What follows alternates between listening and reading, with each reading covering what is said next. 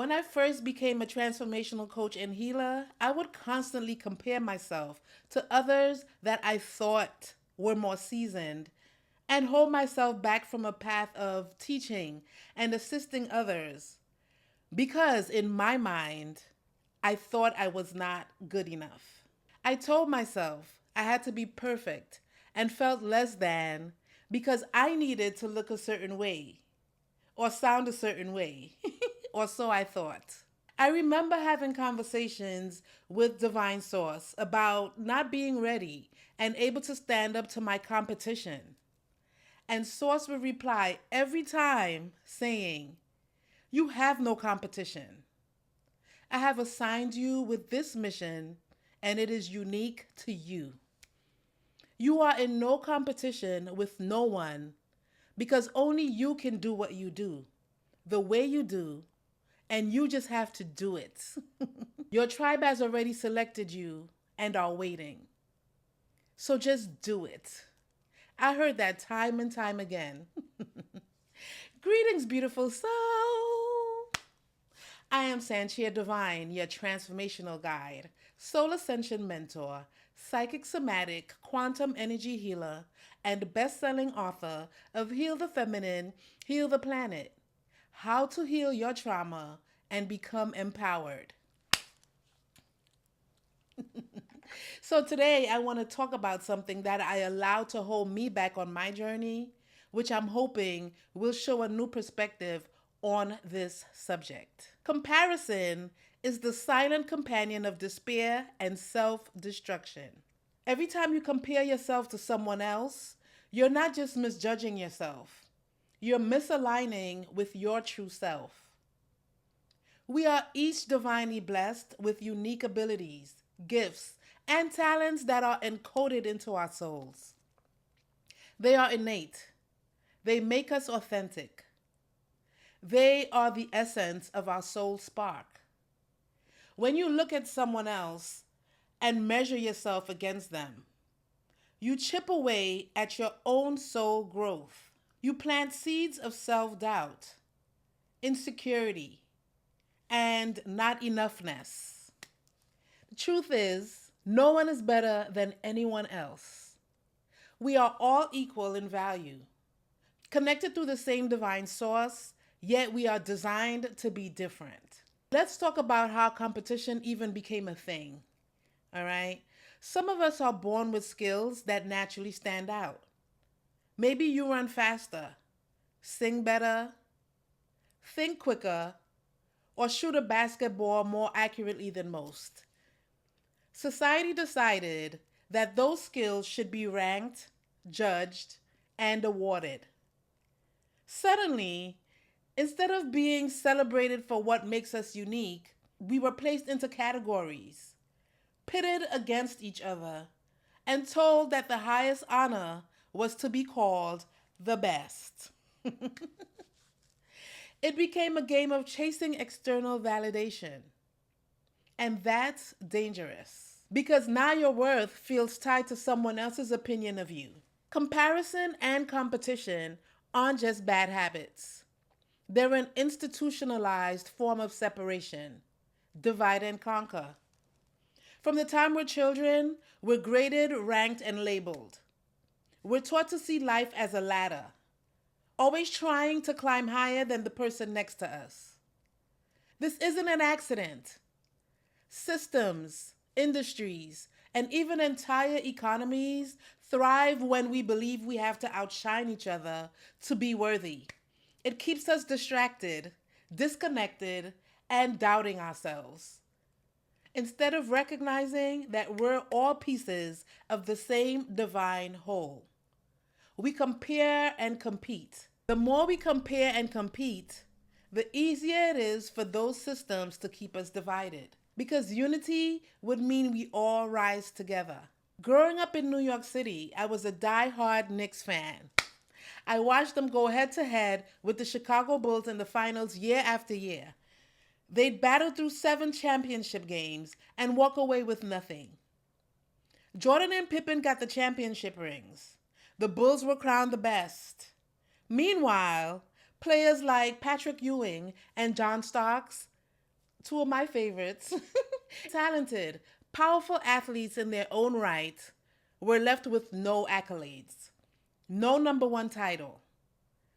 Imagine being a great player, bringing your absolute best, but having your worth measured by whether you walked away with a ring or a trophy. That's what competition does.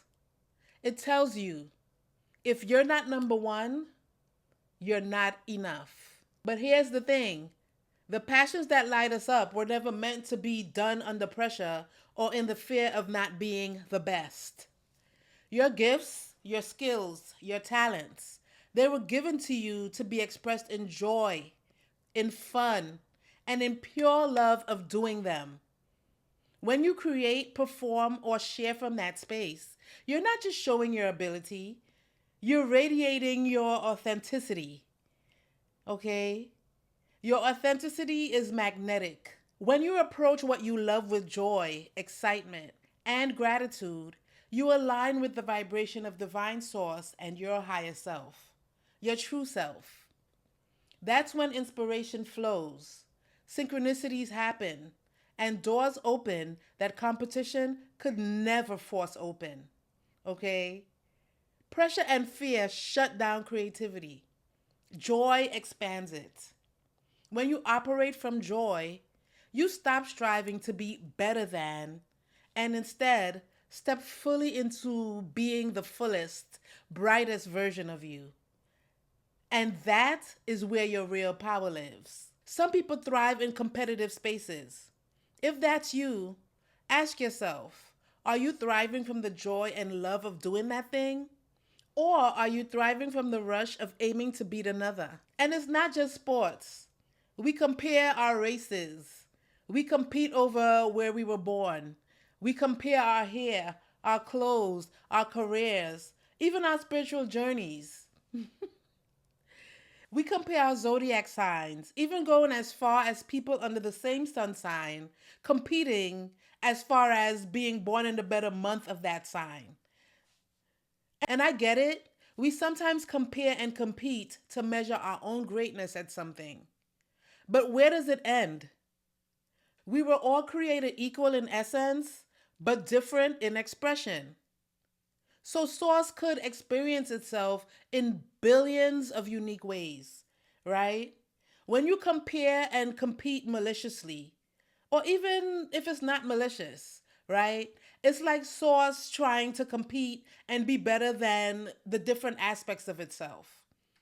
It's unnatural. Now, there is a type of competition that's healthy, competing with yourself. When you lovingly compete with yourself, you're simply striving to grow, to level up your energy, to evolve into your limitless self. There's no shame, no doubt, no feeling unworthy, just inspiration. But when you base your worth on beating someone else, you lose yourself. This is where understanding the difference between self esteem and self worth makes all the difference.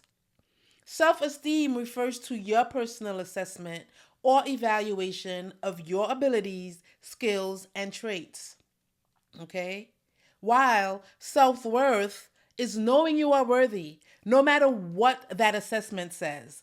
Okay? Your self worth is your birthright. It's not earned, it's not up for debate. Your self esteem should grow from acknowledging your own strengths, not from applause, trophies, or social media likes. All right? But y'all still need to get those likes up though. So stop giving away your power to comparison and competition. All right? Stop measuring your light by someone else's shine. Celebrate your unique soul spark, the part of you that no one else can duplicate. Because when you live from that space, you don't need to be the best. You just need to be you.